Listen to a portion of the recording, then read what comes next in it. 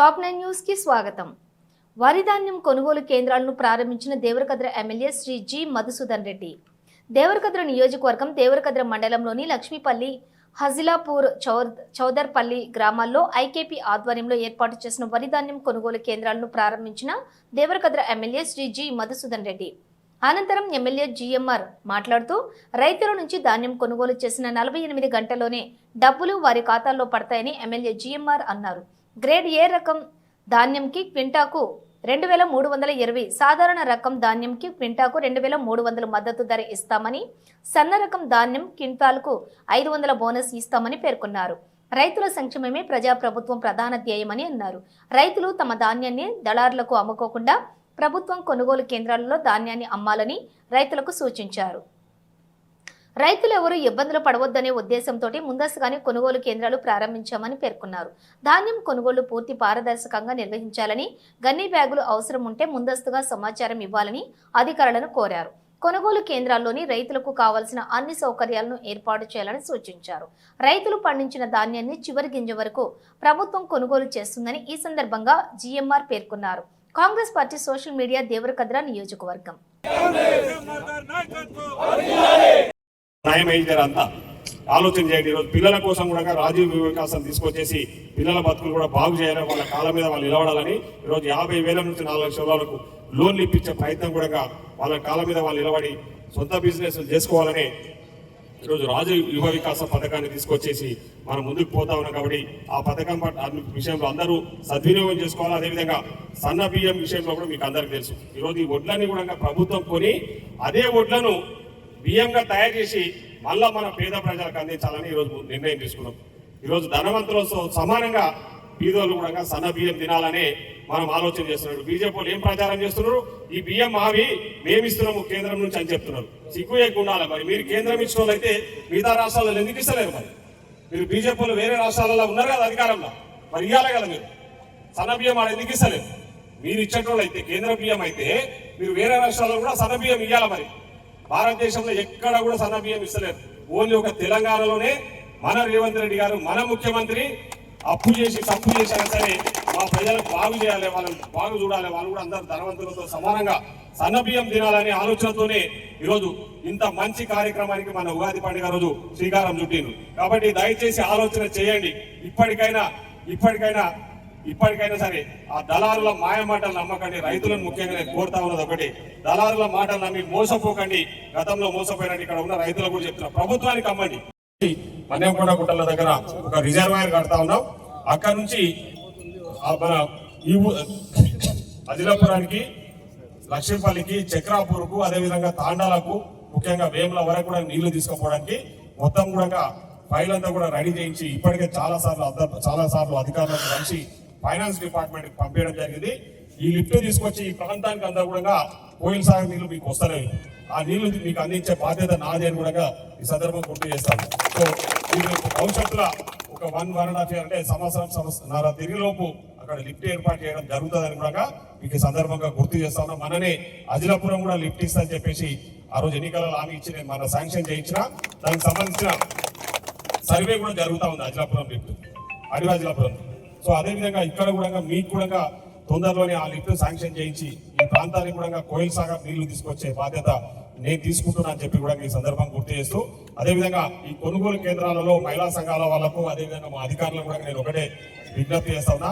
రైతులు కష్టపడి 6 నిమిషాలు కష్టపడి కాయ కష్టం చేసి పండించుకున్న పంటను ఎట్టి పరిస్థితుల్లో దళారుల చేతులకు పోనీయకండి. ప్రభుత్వం ద్వారానే కొనే ప్రయత్నం చేయండి. ముఖ్యంగా ఎక్కడ కూడా అక్రమాలకు తావు లేకుండా, గతంలో మీకు తెలుసు టీఆర్ఎస్ ఉన్నప్పుడు మిల్లర్లో కుమ్మకాయ ఒక్కొక్క క్వింటాల్ ఏమన్నా 5-6 కిలోల తరుగు పేరు మీద దోసుకున్న విషయం మనందరికీ కూడా తెలుసు. ఇప్పుడు అట్లాంటివి జరగకుండా మన వర్షాకాలంలో చాలా మంచిగా చేశారు. ఇప్పుడే మా మహిళా సంఘాల ప్రెసిడెంట్ సువర్ణ గారు కూడా చెప్పినా నేను, అట్లాంటి అవకతవకలకు తావు లేకుండా ఇక్కడ ఉన్న ఏపీఎంలు కానివ్వండి, అదేవిధంగా పిఏఓలు అందరూ కూడా పర్సువేషన్లో రైతులకు అన్యాయం జరగకుండా చూసుకొని రైతులు పండించిన పంటకు సకాలంలో వాళ్ళు మనకు కొని వాళ్ళకి మద్దతు ధర ఇమీడియట్ ఇచ్చేసి ఆ బోనస్ కూడా ఈ అంటే యాసంగి సీజన్ లో కూడా మీరు పండించిన సన్నవడ్లకు ఖచ్చితంగా మద్దతు ధరతో పాటు బోనస్ ఇస్తామని చెప్పి కూడా మరొకసారి గుర్తు చేస్తూ ఈ కార్యక్రమంలో పాల్గొన్న వాళ్ళందరికీ కూడా పేరు పేరున ధన్యవాదాలు తెలియజేసుకుంటూ ఎందుకు మార్చుకున్నారు? బికాజ్ వాళ్ళకి తెలుసు మేమంతా బ్రోకర్ల పార్టీ, బ్రోకర్ల రాష్ట్ర సంస్థను పెట్టుకుంటే బాగుంటుందని బీఆర్ఎస్ అని పెట్టుకొని ఈరోజు ఆ బ్రోకర్ పని చేస్తా ఉన్నారు పని. ఎందుకంటే 10 ఏళ్ళలో వాళ్ళు చేసింది అది, ఇప్పుడు కూడా అదే పనులు. తండ్రి కొడుకు అల్లుడు బిడ్డ కలిసి ఏం పనులు చేస్తున్నారు? నిన్నమాన ఒక దొరసాని వాళ్ళ బిడ్డ లిక్కర్ దందా పని చేసిందేమో, లిక్కర్ దందా పని అయిపోయినట్టుంది. నిన్నమాన వచ్చేసి ఇంకో కొత్త దందా స్టార్ట్ చేసింది. వచ్చేసి ఏదో ఆమె దీక్షలు చేస్తుంది. సిగ్గు ఎగ్గు లేకుండా ఏ మూలం పెట్టుకొని వచ్చి ప్రజల దీక్షలు చేస్తున్నారు మీరంతా. కుటుంబమే ఈ రాష్ట్రాన్ని దోపిడీ చేసేసి ఆర్థికంగా దివాలా తీయించేసి మళ్ళీ ఏ మాత్రం సిగ్గు లేకుండా వచ్చేసి దీక్షలు చేస్తున్నారు. ఏదో ఏ మోగం పెట్టుకొని వచ్చి దీక్షలు చేస్తున్నారు. వీళ్ళంట జ్యోతి బాబులే విగ్రహం పెట్టాలి, జ్యోతి బాబుల కోసం మీరు అధికారం ఉన్నప్పుడు ఎందుకు 10 ఏళ్ళు పందులు రాశారా? ఎందుకు చేయాలి మరి? మీరు 10 ఏళ్ళు ఏం చేశారు?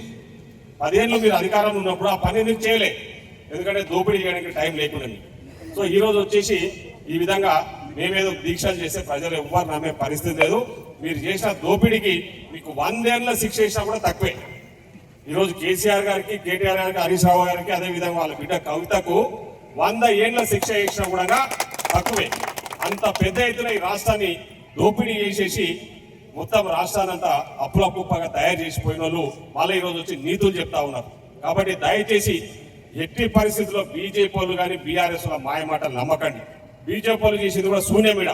వాళ్ళు చెప్పేది ఎంతసేపు సెంటిమెంట్, మనోళ్ళు అమాయకులు, దేవుని పేరు చెప్తే ఓట్లు వేస్తారని చెప్పేసి మన ఎంపీగా గెలిచిన మేడం గారు మీకు తెలుసు 15 ఏళ్ళు అవుతుంది ఊరికి, మన ఇక్కడ ఎంపీగా గెలిచి పాలమూరు.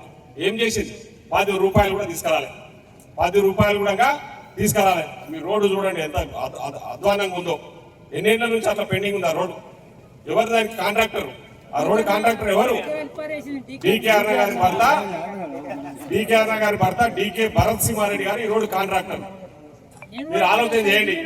ఈ రోడ్డు 2017 నుంచి గుంతలమయమై ప్రజలు కొందరు ఇబ్బందులు పడకుండా, కింద పడకుండా, మీద పడకుండా, వర్షాకాలం వస్తే గుంతలలో పడి కొందరు చనిపోయారు. మీకు తెలుసు. 2017 కాంట్రాక్ట్ అప్పచెప్తే ఇప్పటి వరకు కూడా రోడ్ వేయలేదు సార్. ఈరోజు వాళ్ళ భార్య గారు, మేడం గారు ఎంపీగా ఉన్నారు. మరి ఇక్కడ కనీసం ఆమెనన్నా అరే ఈ రోడ్డు మా హస్బెండే తీసుకున్నాడు, కాంట్రాక్టర్ ఆయన ఒప్పించి రోడ్ వేపిద్దామని ఆలోచన చేసిందా? చేయలేదు. 15 ఏళ్ళు అయింది ఎంపీగా గెలిచి, కనీసం 10 రూపాయలు కూడా మన నియోజకవర్గం తీసుకురాలి. ఆమెనే కాదు, బీజేపీ నుంచి గెలిచిన 8 మంది ఎంపీలలో 2 మంత్రులు, మిగతా 6 మంది. 2 మంత్రులు అయితే మొత్తం ఈయన కేసీఆర్ కోసమే కాపలా కాస్తుంటారు.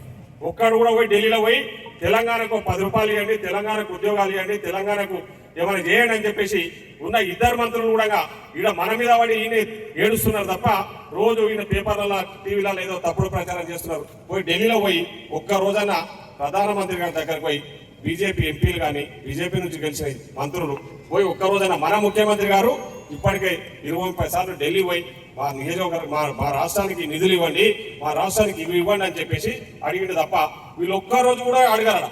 ఈడ మాత్రం రోజు మైకులు పట్టుకుంటారు, ఉపన్యాసాలు, ఉకదంపుడు ఉపన్యాసాలు చేయక పనికిస్తున్నారు. కాదు, మంత్రి పదవులు కూడా కించపరిచే విధంగా ఈరోజు వాళ్ళు మంత్రులై సామాన్య కార్యకర్తలు, మన పార్టీలో సామాన్య కార్యకర్తలు కూడా అట్లాంటి భాష మాట్లాడారు. కాబట్టి ఈరోజు బీజేపీ వాళ్ళు, బీఆర్ఎస్